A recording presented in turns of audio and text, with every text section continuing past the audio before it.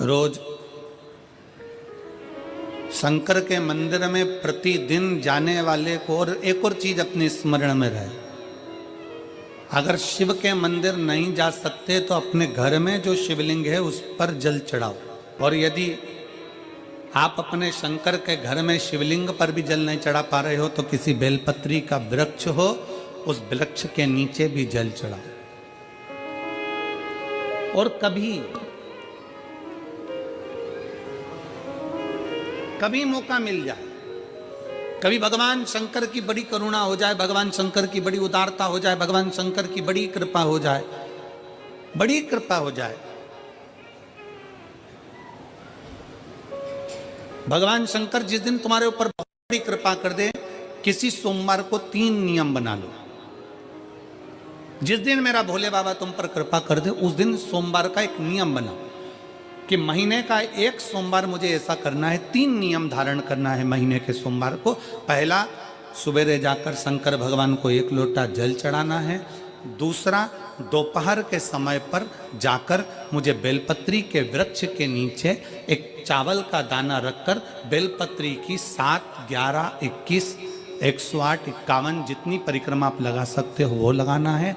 और तीसरा, बेलपत्री के वृक्ष के नीचे और शंकर के मंदिर के दरवाजे पर मुझे एक घी का दीपक लगाना है। बस ये 3 नियम जिसने महीने में एक बार ले लिया, समझ लो उसको पीछे हटने की जरूरत ही नहीं, वो आगे ही बढ़े।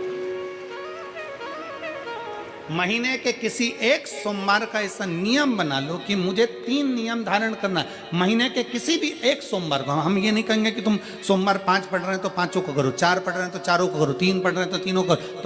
तुम तो महीने का एक सोमवार का नियम बना। और मेरी जीजियों से, मेरी बेटियों से जो विदेश में रह रही हैं, जो कहीं बाहर रह रही हैं, कहीं बड़े शहर में रह रही हैं, जो रोज मंदिर नहीं जा सकते, हर किसी महीने के एक सोमवार को भी ये नियम निर्धारण थे, तो उनसे कहेंगे कि 3 महीने में एक सोमवार का नियम बना लो। 3 महीने में नहीं बना सकते तो 6 महीने में एक सोमवार का नियम बना लो। और 6 महीने में नहीं बना सकते तो 1 साल में एक सोमवार का ऐसा नियम बना लो कि मैं साल का एक सोमवार ऐसा रहूंगी कि सुबह सोमवार के दिन मंदिर में जाकर जल चढ़ाऊंगी, दोपहर में जाकर बाबा को एक अक्षत का दाना रखकर, अक्षत का मतलब है कि बाबा मेरी दिनों दिन उन्नति करना। बेलपत्री के वृक्ष के नीचे जो अक्षत रखा जाता है वो उन्नति के लिए रखा जाता है। शंकर के शिवलिंग पर जो अक्षत रखा जाता है वो रोग मुक्ति के लिए रखा जाता है। अशोक सुंदरी पर जो अक्षत रखा जाता है वो संतान प्राप्ति के लिए रखा जाता है। षडानंद कार्तिकेय की ओर जो अक्षत रखा जाता है वह हमारे बच्चों की सुख समृद्धि के लिए रखा जाता है। विनायक की ओर,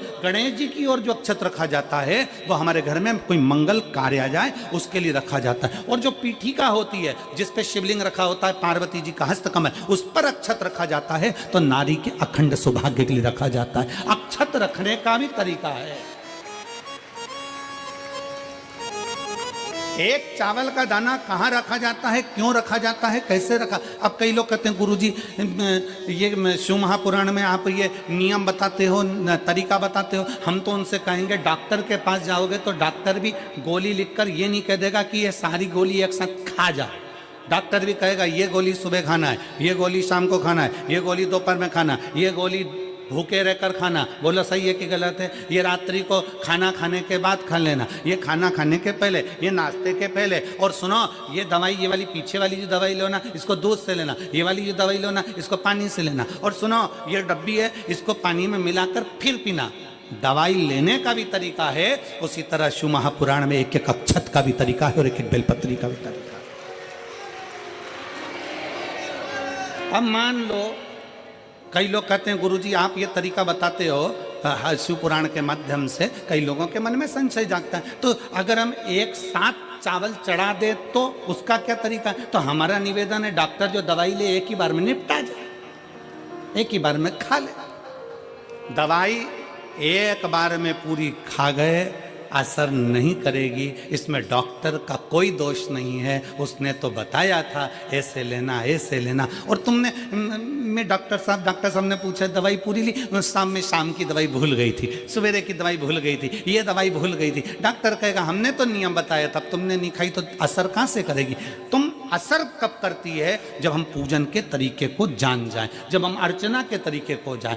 आप साल भर का एक सोमवार निकाल लो, 6 महीने का एक सोमवार निकाल लो, 3 महीने का एक सोमवार निकाल लो, महीने का एक सोमवार निकाल लो, अपने से दिल में बन जाए तो एक सोमवार ऐसा निकालो जिसके 3 नियम धारण हो। पहला, उसी सोमवार जिसको कर रहे हो उस दिन सुबह जल चढ़ाना। दूसरे, दोपहर के समय पर जाकर बेलपत्री के वृक्ष के नीचे एक चावल का दाना रखना और परिक्रमा बेलपत्र की जितनी तुमसे बन जाए, जितनी तुम्हारे शरीर की कैपेसिटी हो, जितना तुम्हारा शरीर चलते बन जाए। हम तो ये भी नहीं कहते कि तुम भूखे रहकर भगवान का भजन करो, हम कभी नहीं कहते। हम तो यहां तक कहते हैं, हमारे पुष्टि मार्ग में यहां तक कहा गया कि वल्लभ कुल की एकादशी करो, भले बकरी जैसे चरो पर एकादशी करो।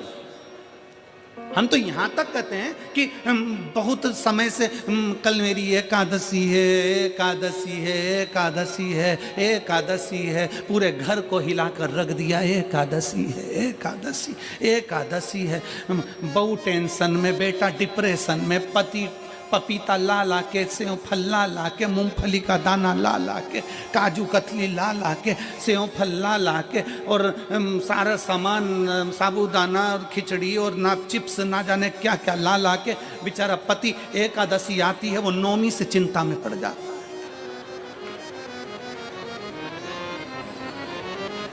हम तो ये भी नहीं कहते कि तुम व्रत बहुत भारी करो, तुम व्रत उपास भी बहुत बहुत टेंशन वाला करो, ना ना ना।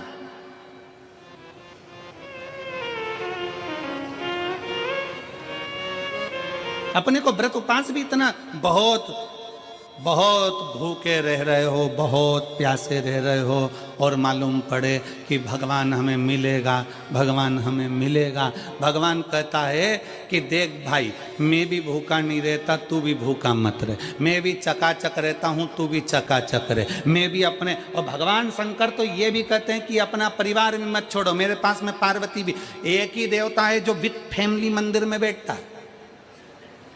शंकर जी हैं तो पार्वती जी है, तो गणेश जी हैं, तो कार्तिकेय जी हैं, तो नंदी है, सब मंदिर के अंदर चाहिए। शंकर भगवान अपने पूरे परिवार के साथ। शंकर जी तो ये कहते हैं अकेले तुम क्यों रहते हो। शिव जी की एक बात अपने ध्यान में रखना, कितनी सुंदर बात है शंकर भगवान की, बहुत ध्यान में रखिएगा। आप जौहरी नहीं हो, हीरे को नहीं परख सकते। हम भी जौहरी नहीं है, हम हीरा को नहीं समझ सकते। पर भगवान शंकर ने पृथ्वी पर जिसको जन्म दिया उसको जौहरी बनाकर पैदा किया है, उसको जौहरी बनाकर भेजा है कि आप भले हीरा को न समझो चलेगा, पर अपने नजदीक में कोई दुखी है तो उसकी पीड़ा को जरूर समझना। भगवान शंकर कहते हैं उसकी पीड़ा का स्मरण।